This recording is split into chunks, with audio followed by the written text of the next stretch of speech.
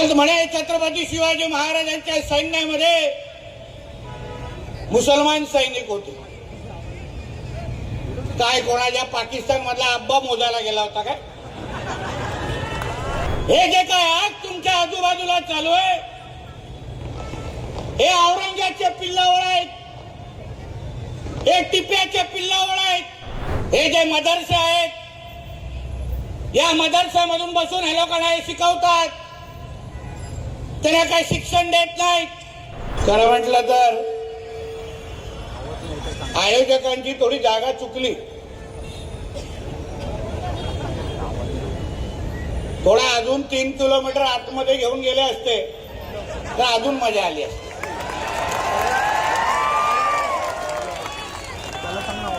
आता एवढा जवळ आणलंच आहे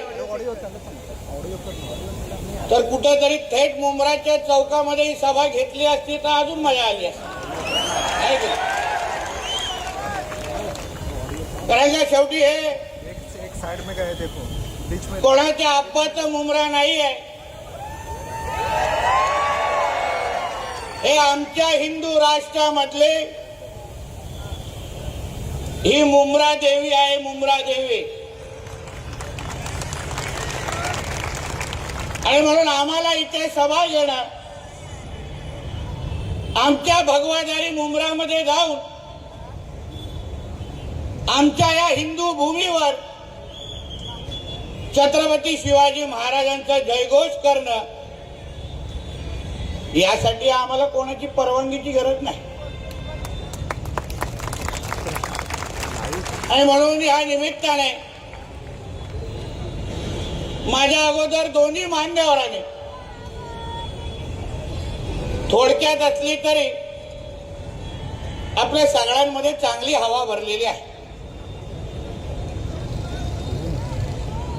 आज छत्रपती शिवाजी महाराजांच्या पुण्यतिथी निमित्ताने आज आपण छत्रपती शिवाजी महाराजांच्या नावाचा जयघोष करण्यासाठी ज्या हिंदवी स्वराज्याची स्थापना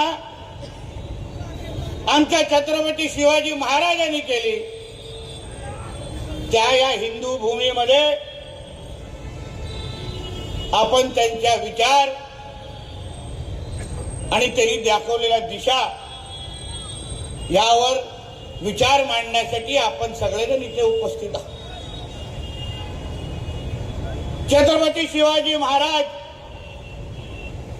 जसा अगोदर आमच्या मान्यवरांनी उल्लेख केला, हिंदवी स्वराज्याचे संस्थापक ज्यांना ब्रिटिशांनी त्यांच्या नावाचा उल्लेख करत असताना हिंदू सेनापती म्हणून केलेला. हिंदू सेनापती, त्यांना कोणी काही सेक्युलर राजा म्हटलं नाही. 18 पगड जातींना एकत्र करून हिंदवी स्वराज्याचा संस्थापक म्हणून आपण आपल्या छत्रपती शिवाजी महाराजांना ओळखतो. स्वराज्याची लढाई ही इस्लाम विरोधात होती, स्वराज्याची लढाई ही हिंदू विरुद्ध मुसलमान होती. हे आपल्याला स्पष्ट सर्वात पहिले समजून घेतलं पाहिजे. म्हणून आपल्यातले काय आहेत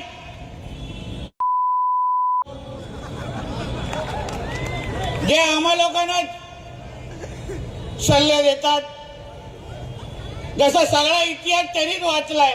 आम्ही तेव्हा गोट्या खेळत होतो. बोलत म्हणे छत्रपती शिवाजी महाराजांच्या सैन्यामध्ये मुसलमान सैनिक होते. काय कोणाच्या पाकिस्तान मधला अब्बा मोजायला गेला होता काय? हा अर्धा आहे, दुसरा अर्धा आहे, असं कापलेले मोजायला गेलेले काय? ते काय पूर्ण नसतात ना. अहो आम्ही जेव्हा बोलतो ज्यांच्या विरुद्ध आमच्या छत्रपती शिवरायांनी लढाई केली, स्वराज्य उभं केलं, ते कशाला केलं? हा जो औरंग्या आहे, जो टिप्या आहे, ज्याची हे लोक चाटतात, तो काय करत होता औरंग्या नेमका, काय आहे त्याचा इतिहास, किती मंदिर आणि मूर्त्या त्यांनी तोडल्या, किती आमच्या माता भगिनींचं आयुष्य बर्बाद केलं.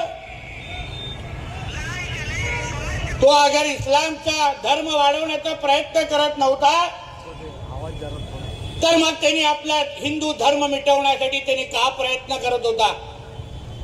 आमचे मंदिरं त्यांनी का नष्ट केले, असंख्य धर्मांतर त्यांनी का केले.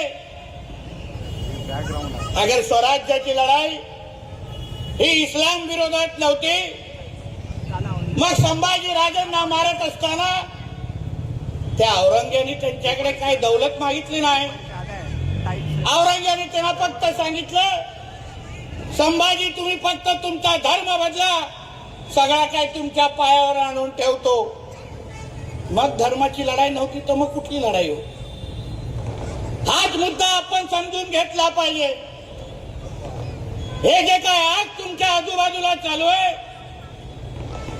हे औरंग्याचे पिल्लावळ आहेत, हे टिप्याचे पिल्लावळ आहेत, जे ह्या मातीशी गद्दारी करून, या हिंदू राष्ट्राशी गद्दारी करून त्या औरंग्याला परत जिवंत करण्याचा प्रयत्न करतायत. हे तुम्ही हिंदू समाज म्हणून तुम्ही लोकांनी ओळखलं पाहिजे. का एकत्र आलो पाहिजे आपण, का आम्ही इकडे तुमच्यासाठी लढायला आलोय, ताकी त्या मुंब्राच्या कानोकोपऱ्यामध्ये बसलेले ज्या ज्या मस्जिदीतून माझं हे भाषण ऐकतायत त्यांना कळून दे, ये तुम्हारा अब्बा का पाकिस्तान नहीं है, ये मेरे छत्रपति शिवाजी महाराज का हिंदू राष्ट्र है. ये लिख के रखो और हर शुक्रवार को अपने लोगों को बताओ हर शुक्रवार को. अगर भूलने की आदत होगी तो हर शुक्रवार को मैं तुम्हारे पास 5 वक्त आने को तैयार हूं. आम्ही आठवण करून देतो ना, आम्हाला माहिती आहे कसं आठवण करून द्यायचं. कोणी उठतंय आणि कोणी आम्हाला आव्हान देतात. जे काय भाषणामध्ये बोलतात ते काय ठीक आहे, ते काय आजची मुलं आहेत. थोडा काय लोकप्रतिनिधी झाल्यानंतर इसको हम पूरा हरा कर देंगे. ठीक आहे, तिला काय आपण लोकप्रतिनिधी आहे म्हणून तिला काय मोजत नाही, पण तिची ती मानसिकता आहे ती महत्वाची एक समजून घ्या. त्या लोकांना लहानपणापासून हे शिकवलं जातं. हे जे मदरसे आहेत या मदरशामधून बसून हे लोकांना हे शिकवतात.